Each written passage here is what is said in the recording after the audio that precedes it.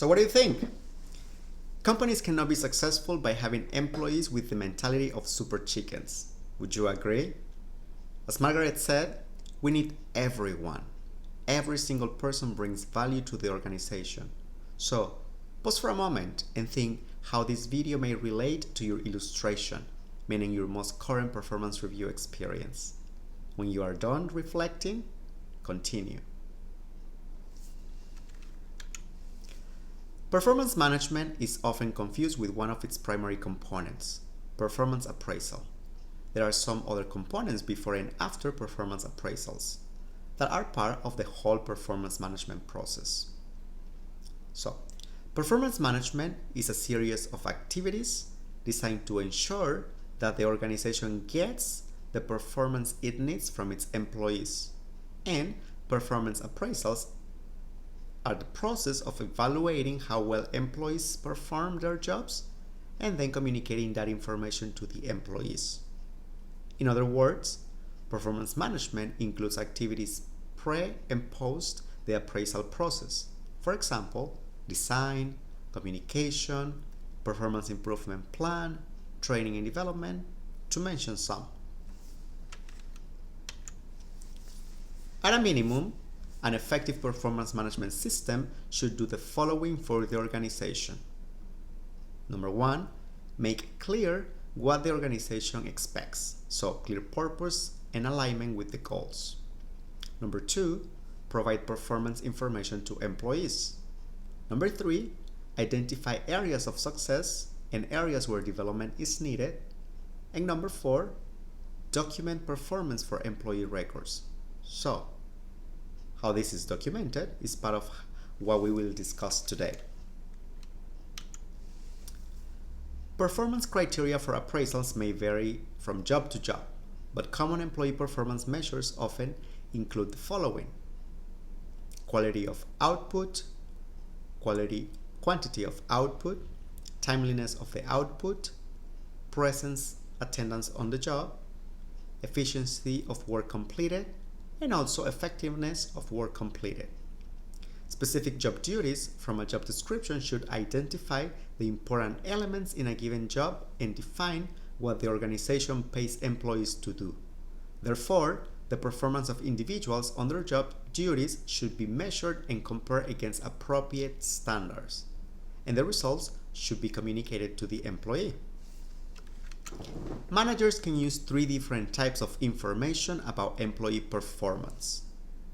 First one, trait-based information, which identifies a character trait of the employee, such as attitude, initiative, or creativity, and may or may not be job-related. Yet, traits tend to be hard to identify, and biases of raters can affect how traits are viewed. So, court decisions generally have held that trait-based performance appraisals are too vague to use when making human resources decisions, such as promotions or terminations. This could be subjective and more based on the rater's interpretation. Behavioral-based information focuses on specific behaviors that lead to job success.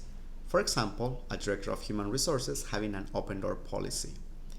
Behavioral information can specify the behavior management expects employees to exhibit. A potential problem arises when any of several behaviors can lead to successful performance, and employees rely on different behaviors to complete work. Example of this can happen within sales teams. And then you have results-based information, which considers employee accomplishments, and for jobs in which measurement is easy and obvious. A results-based approach works well. Certainly, this is the most factual and objective approach. Now, let me ask you this. What can performance evaluations be used for? Performance appraisals are used to assess an employee's performance and to provide a platform for feedback about past, current, and future performance expectations. Other terms used for performance appraisals include employee rating, employee evaluation, performance reviews, performance evaluation. Organizations generally use performance appraisals in two potential conflicting ways. One use is to provide a measure of performance for consideration in making pay or other administrative decisions about employees. This usually creates stress for both evaluators and for employees as well. The other use focuses on the development of individuals. So pause for a moment here and reflect on the following questions. Should performance evaluations results be used for pay increases? Yes or no, and why? What could be some advantages and some disadvantages? And would you use that approach if you were responsible to implement a performance management system at your organization? I know it's a common approach, but I want you to reflect on if that should continue being the most common approach or not, and why.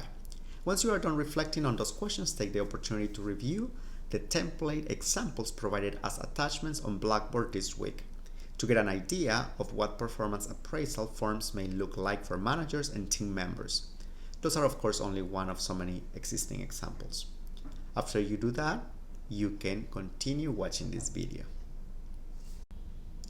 If done properly, the appraisal process can benefit both the organization and the employees. The Human Resources Unit typically designs a performance appraisal system. Managers then evaluate employees using the system, and during the development of the formal system, managers usually offer input on how the final system will work. The human resources responsibilities can certainly be very time-consuming, especially when implementing a new performance management system. I personally had to be part of a not very effective implementation of a new performance management system at one of the hotels where I have worked. It was a hotel of 700 plus employees. We found the need of implementing a new performance management system, but the timeline on the project did not allow for proper training to managers. The result, I had to review every single appraisal or evaluation for every employee before the managers could deliver to their employees, as they were making lots of mistakes. Not their fault. Again, they didn't get the proper training on it. So, lesson learned. And the selection, training, and preparation of the raters is key for the success of any performance management system. Performance appraisals are not always executed by managers. Sometimes employees can rate managers, or it could be a peer evaluation. And in terms of rating scale, there are several options. So, please, if you haven't, ensure that you review on your textbook details on who conducts appraisals and the different appraisal methods. That information can be found from page number 127 to page 135 of your textbook. And also think, what was the rating scale of the most recent performance evaluation that you participated in?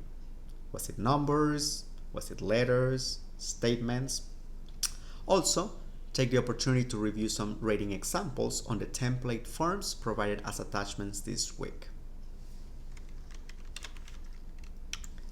Not training and preparing properly the raters can lead to several errors. Feel free to pause and review on the screen a summary of those errors and the impact. This is also why it's so important to have a clear definition of the performance standards, so performance for each employee can be compared to such standards fairly and consistently. Before we finish today, we are going to watch another TED Talk to reflect on how as leaders we can improve the performance of our team members. So it is time to watch video 4, and then when you are done watching, feel free to continue by playing video 5.